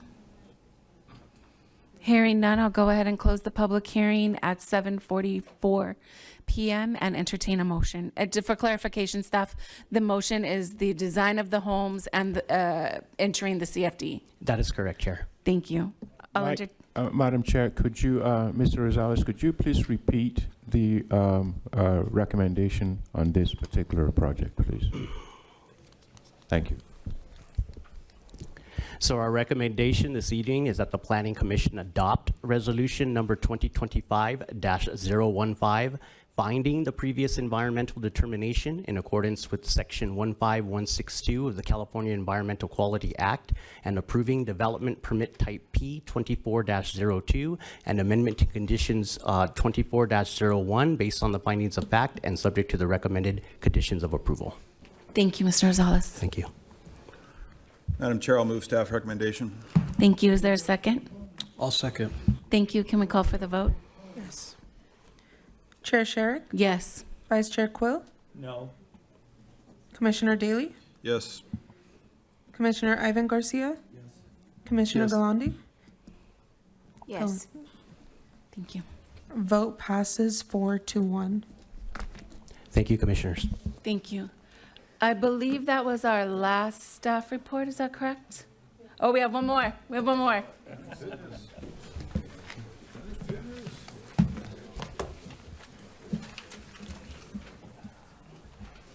Yes, correct. One more. All right. Good evening, Madam Chair, Commissioners, and members of the public. Before we begin with tonight's presentation for the final item, I would like to let you know that there was some corrections and modifications to the resolution packet and then on the aerial map. On the resolution packet, we did updated the findings to the correct development permit. So we added findings number 3, I believe, and on the aerial map, we did provide the correct development site for this project. All right. So for those of you who don't know me, my name is Christian James Calasan. I'm the assistant planner for the city of San Bernardino. Tonight, I'll be presenting development permit type P 24-05. Development permit type P 24-05 is a request to allow the establishment and development of a new Planet Fitness health club on an existing parcel and on an existing commercial center.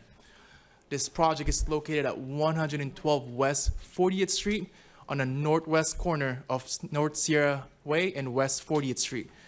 The zoning of this parcel site is commercial CG-1, and the proposed size of this development is roughly around 17,962 square feet.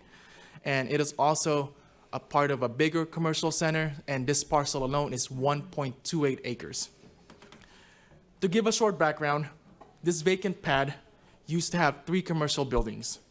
These buildings used to have 3 tenants, which were a laundry facility, restaurant, and a convenience store. 4 years ago, this building was burnt down and it was demolished on February 17, 2021. This is the project zoning map.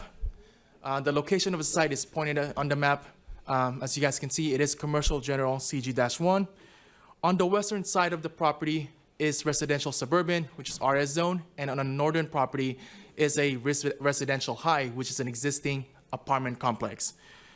The proposed use is allowed in the zone and is intended to provide retail, personal service, entertainment, and other similar uses, which is consistent with this Planet Fitness. But since it's a budding residential zone property, it gets triggered to be seen by the Planning Commission, which is why we are here. Here's the updated aerial map. As mentioned before, the development is within an existing commercial center, and it will be utilizing that vacant pad, and there will be some sort of a replacement just to update it and reconfiguring the existing pad. The vicinity within that area, as mentioned, has Cardenas Market, a Bank of America, fast food restaurant, and other commercial retail businesses. This picture was taken a few weeks ago to understand the scope and the conditions of the site. As you guys can see, there's a truck parked on the pad itself, and when I was there, I believe that person was sleeping and utilizing that pad. And we also received some complaints from Public Works Integrated Waste in regards to the complaint in regarding to the trash that it's accumulating on site, not necessarily this vicinity, this parcel, but within the trash within that area. Some people are complaining that because of the vacant pad that it's attracting unwanted constituents and unwanted things to be done on that site. Here's another view. This is on the western view of the property. And it's quite difficult to see the trash enclosure on the bottom right of the picture, but as you guys can see, there's some sort of dumping of the trash in that. The proposed business will operate from Monday to Sunday, and it will be a 24-hour service. It will have 7 existing driveways from North Sierra Way, West 40th Street, and 42nd Street, which I did not mention there. And it will also be accessed on North Mountain View Avenue. Those 7 driveways are existing, and this project will also be providing 21 additional parking spaces, which totaling a total of 358 parking spaces on this property. Here's the site plan. As I mentioned, you guys can see the 21 parking spaces that will be provided along the northern and western sides of the building. They will also be adding additional landscaping abutting the residential uses on the north and western side of the property. And here's the floor plan just to give you guys an understanding of the types of amenities that they will have. They will have massage, spa, and open floor layout for the gym. And here's the elevation plan. Here's the eastern elevation plan, which is the frontage of the business. Here's the northern property and western side, which will be abutting the residential view. The proposed design leans towards modern style architecture with the proposed materials, color scheme, and design, and the development include stucco, wood siding, and metal canopies. The proposed trash enclosure will also match the proposed design to keep it consistent, and it will also incorporate varied roof lines, decorative lighting, and wall accents to break apart the design of the exterior walls to give it some character and to make it visually appealing. Here's the proposed landscape. The applicant and their team are aimed to enhance the site by incorporating landscaping and trees that would complement the site, as they would also want to include additional buffering to the residential properties that it's abutting. They're proposing 12 24-inch box trees along the property line. And to give you guys a better understanding of the project and to give you a bit more of a visual aesthetics of what this project will look like on site, here are 2 renderings that was compiled by the applicant team, and this will how it look like on a nighttime. With that being said, staff's recommendation is for the Planning Commission to adopt Resolution 2025-019, finding the project categorically exempt pursuant to Section 15332 infill development projects in accordance with the California Environmental Quality Act, and approving development permit type P24-05 based on the findings of fact and subject to the recommended conditions of approval. I would like to inform you all that myself and the applicant are here to answer any of the question, and we did properly notice this project, and we did not receive any comments or letter. Thank you. Thank you. I'll go ahead and open the public hearing at 7:53 PM, and would the applicant like to speak?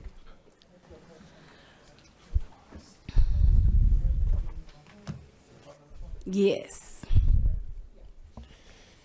Hello, members of the commission. My name is Wade Shuey, WSCS. I'm here to answer any questions you might have.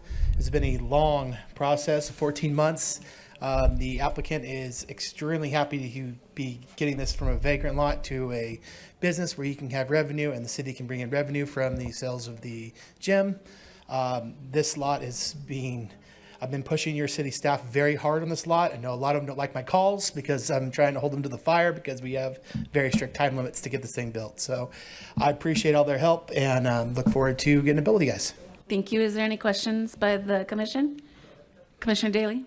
I just had, not for the applicant, but on the resolution, I just wanted to clarify the property address. The documents that I see, 112 West 49th Street, APN 0154-241-42.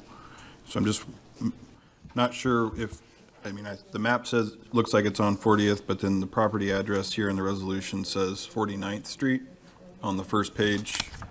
Right.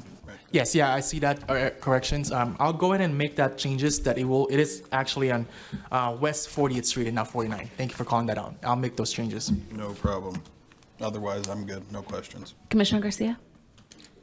I just had a question. I have a Planet Fitness gym membership. I was wondering if this gym is going to have more free weights or more dumbbells. I can't speak for higher weight. I wish I could speak for the tenant, but I don't have that.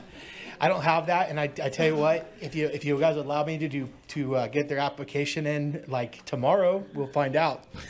They're waiting with bated breath to they have their full design package, interior design package ready to go. We've been kind of waiting to see how this shook out today. So as soon as this is good and we have some green lights, you guys are more than welcome to go pull it open. And I don't know what's really going in their interiors. We've been contracted to do the shell and core and work with them on the design of the building. All right, thank you. No other comments. I'll go ahead and close the public hearing at 7:55 and entertain a motion. I'll move staff's recommendation. Is there a second? I'll second. Chair Sherrick? Yes. Vice Chair Quill? Yes. Commissioner Daly? Yes. Commissioner Ivan Garcia? Yes. Commissioner Galandi? Yes. Vote passes unanimously. Thank you. Thank you. Thank you. Do we have any reports or announcements by the Planning Commission? Would our new commissioner like to introduce herself? Hi, everyone. My name is Ronika Galande. I am the new Planning Commissioner for Ward 5. I'm excited to be here, and I'm looking forward to seeing the city thrive and see more development coming to our city. So, thank you. Thank you. Welcome. Thank you. Any comments or reports by any of the other commissioners? Commissioner Garcia? I had a comment. I wanted to share my experience when I went to Building and Safety earlier this week. If we could have the conversation outside, please. Thank you. So I was bidding a project for the city. It's an ADU. And what got approved by the city, or what was approved, what wasn't reflected, what was really out on site. So I just ask if Building and Safety can do, I don't know if we can, as part of the application process, that we can have request the applicant to provide existing photos of the conditions, because it's not fair to me as a general contractor that's bidding it, and there's another bidder we're not bidding basically apples to apples. It's going to be apples, oranges, and pears. So we're not bidding the same scope of work. I'd like to ask our department if there's a better process or procedure that we can follow to prevent this, because I think it's not fair to the homeowner, the client that is looking to build this, because it'll result in change orders and a little bit of delay. So I think we should take this as a learning curve. Like I said, it was an existing 2-car garage. They added illegally to the back of this garage. the original structure was 18 by 20, and what was really out there, or what was really shown in the drawings, it showed 18 by 24. So they added 4 feet, they added a restroom and a shower, and what was approved on the drawings was an 18 by 24, and that's not the case. The original structure, again, was 18 by 20. So I want to know if the department can come up with a better procedure process to preventing this in the future. Perhaps this would be a conversation offline. It's not agendized, and it's. Sorry, I just wanted to, because it's related to our building and safety, and I It wanted is, to. but it's not agendized, and so we can't discuss it. Okay, and then okay, one other thing just to wrap it up. I just wanted to say kudos to Mike Rosales for, I think it's a good idea, similar to the project that we just spoke about into tonight's agenda, to provide a list of items that, construction item repairs that doesn't require a permit. I think that's a good idea to provide at our building and safety department. And that's all that I have. Thank you. Thank you, Commissioner. Do we have any other comments? Question, no. Do we have a director's report? Madam Chair, members of the Planning Commission, I would like to join you in welcoming our new Planning Commissioner. Thank you for volunteering your time, and feel free to bother us with questions and so on and so forth.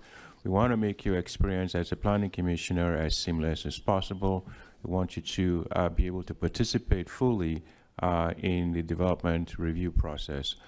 From that particular standpoint, I had a meeting with the city attorney yesterday, and we may be having a training session for the new commissioners. It looks like we have Commissioner Pratt, Commissioner Galande, and Commissioner Carloni. Yes. So maybe training on the Brown Act and things of that nature, so that when you understand the process of what it means to be a commissioner and how you communicate either at meetings or outside of meetings and so on and so forth. And I think they need their binders too. Yes. We will be providing you with those binders. Thank you. Oh, one other item. I did want to request, can we get an updated contact list, phone numbers and emails of the planning commissioners? Absolutely. We have one already. Yes. We'll send that to everybody. Thank you. Thank you. And we have this flyer? Madam Chair, as members of the community, you are free to attend that event. However, if more than a quorum of you attend the event, make sure that automatically becomes being subject to the Brown Act. Just make sure when you go, don't talk about, projects and planning issues. You talk about, the size of the room or the size of the lot or whatever. But as planning commissioners, you need to be sensitive to those kinds of things. Thank you. Thank you. Oh, I do have a quick question. I'm sorry I didn't bring it up earlier. What is the status on the broken up concrete up on the north end of, I forget what that was called, Palm Canyon? Palm Avenue? Yes. Oh, the Oxbow project? Yes. Okay. We are at the tail end of doing some analysis on what is not just the best option, but what is the environmentally superior option of that particular pile. It's been there for the last 4 or 5 years. It's getting to the point where we are actually working very, very closely with consultants to provide some analysis. We did do an analysis on the debris itself back in 2020. We're going to redo that analysis in 2024-25 to bring you, so that when we make a decision, I want there to be all T's crossed and all I's dotted, so that there are no questions as to how did we arrive at this particular juncture. So that's going to be coming up pretty soon. Okay. One more quick question, if you don't mind. Mm-hmm. We have a few housing projects that I believe have maps approved up in that area, that north end. Yeah. And they have been lingering out there for years also. Mm-hmm. So I understand if the maps are approved, then they can bring back the development anytime? Or is there a time that the maps run out if they're not developed? So Commissioner Quill, the maps themselves do not run out. What might be of consideration would be if there are other conditions that relate to that map. For example, if they have to demonstrate compliance or pulling permits within a specified period of time. If that doesn't occur, if the map has been approved, it can sit for quite some time. So, Thank you. I also had one follow-up. At the last meeting, I asked for a list of temporary certificates of occupancy. And so I was just wondering if there was an update on when that list will be coming back to the commission. Madam Chair, our building official is working on that list as we speak. And we'll be providing you with that information at the next Planning Commission meeting. Perfect, thank you. Thank you. Do we have any other follow-ups real quick? No? Hearing none, I'll go ahead and adjourn the meeting to our next meeting, which is May 13th. Thank you.